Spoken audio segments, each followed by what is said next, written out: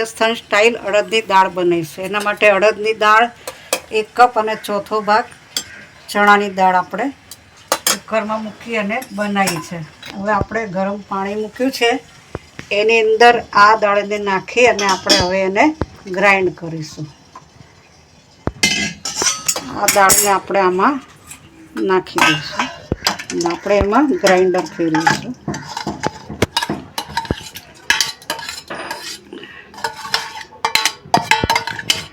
પહેલાંના વખતમાં દાળ ગ્રાઇન્ડ કર્યા વગર પણ બનાવતા હતા. આ જ રીતની દાળ આ જ રીતે રાખવાની.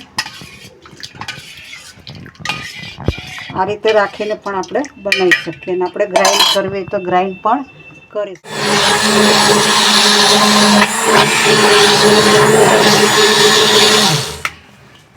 ચણાની દાળ નાખવાથી દાળનો ટેસ્ટ સારો આવે છે. ગ્રાઇન્ડ થઈ ગઈ છે. હવે આપણે એને ગેસ ઉપર મૂકી દઈશું. હવે આપણે એમાં નાખવાનો મસાલો બનાવીશું. તો આપણે લીલા મરચાં લઈશું, આદું લઈશું અને મીઠું. આ ત્રણેય આપણે એને અંદર ખાંડીશું. તો લસણ ખાતા હોવ તો લસણ પણ આની જોડે લઈ લેવાનું અને લસણ બી આની સાથે ખાંડી નાખવાનું. લીલું લસણ કે સૂકું લસણ? લીલું લસણ પણ લઈ શકાય, સૂકું પણ લઈ શકાય. જે લોકો લસણ ખાતા હોય તે લોકો લસણ નાખી શકે છે.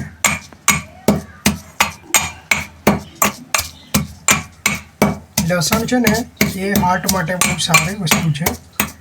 લીલું લસણ પણ એ છે ને શિયાળાના ટાઈમમાં જ આવતું હોય છે.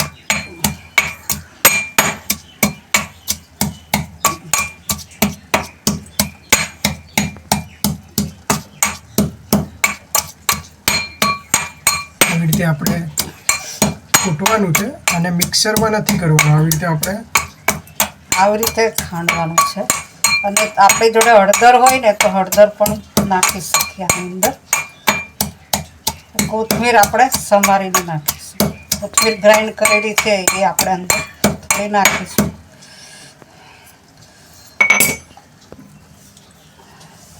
કોથમીર પણ આમાં એડ કરવાની છે. હવે આ જે મસાલો છે એ નાખી દઈશું. મોટું મોટું ખાંડીને નાખી દેવાનું, પછી કાઢી લેવાનું. ઘણાને ઘરમાં નાના છોકરાઓને આદુ ના ભાવતું હોય તો આવી રીતે કૂટી આવું જ રાખવાનું, પછી એને કાઢી લેવાનું.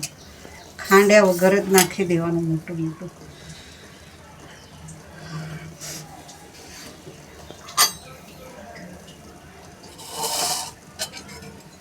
હવે આપણે કોથમીર ગ્રાઇન્ડ કરેલી છે થોડી નાખીશું.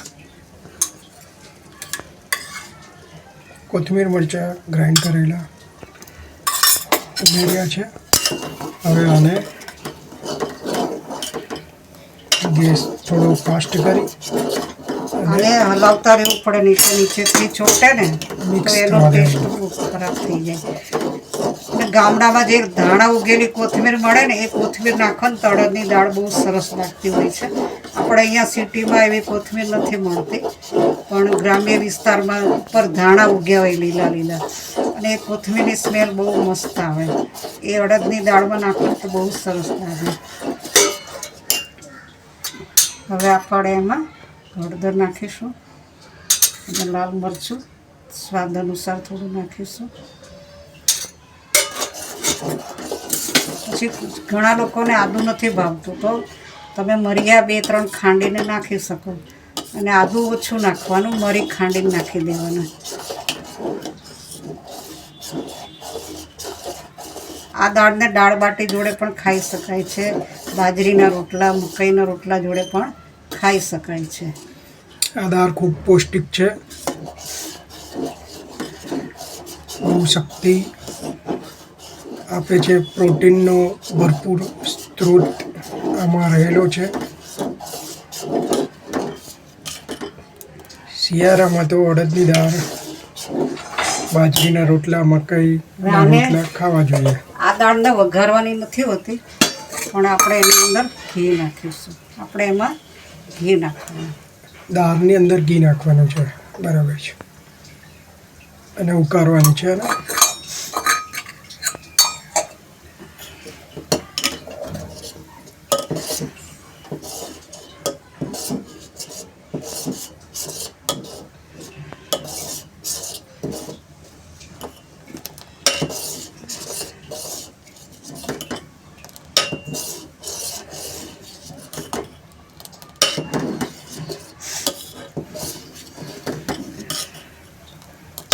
આ દાળ જેટલી ઉકળે ને એટલો એનો સ્વાદ સારો આવે, એટલે આપણે એને ધીમા ગેસે ઉકળવા દેવાની,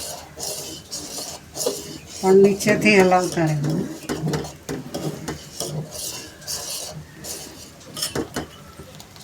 થઈ જાય એટલે ઉપર કોથમીર થોડી સમારીને આપણે નાખી દઈશું.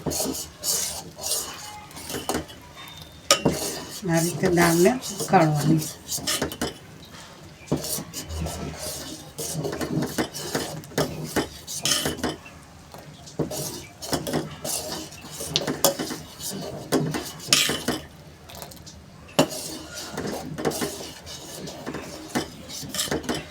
ગેસની ફ્લેમ એક સરખી રાખી અને ઉકાળવાની છે, અને કન્ટિન્યુ આવી રીતે હલાવતા રહેવાનું છે, એટલે દાળ નીચે તરિયામાં ચોંટી ના જાય અને જે મસાલો છે એ બરાબર મિક્સ થઈ જાય. અને ક્યાં સુધી આપણે રાખવાનું છે? 3 ઉભરા આવે એટલે થઈ ગઈ કહેવાય. બરાબર, ઉભરા આવે એટલે તૈયાર. ચૂલા ઉપર બનાવીએ તો પેલા અંગારામાં ઉપર મૂકી રાખવાની, તો ધીમે ધીમે ઉકળ્યા કરાય. આપણે ગેસ ઉપર બનાવવાની હોય એટલે બસ.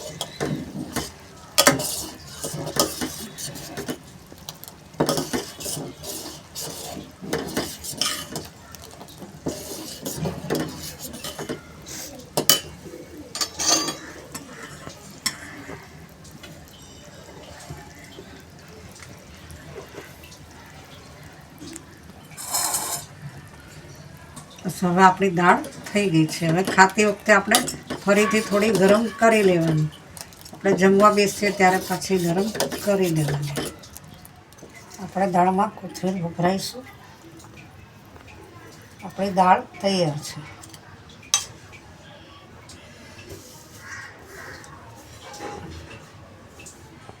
જો તમને અમારી રેસીપી ગમી હોય તો અમારી ચેનલ ધ ભાવસાર કિચનને સબસ્ક્રાઈબ કરો, અમારા વિડીયોને લાઈક કરો, કોમેન્ટ કરો અને શેર કરો. Thank you.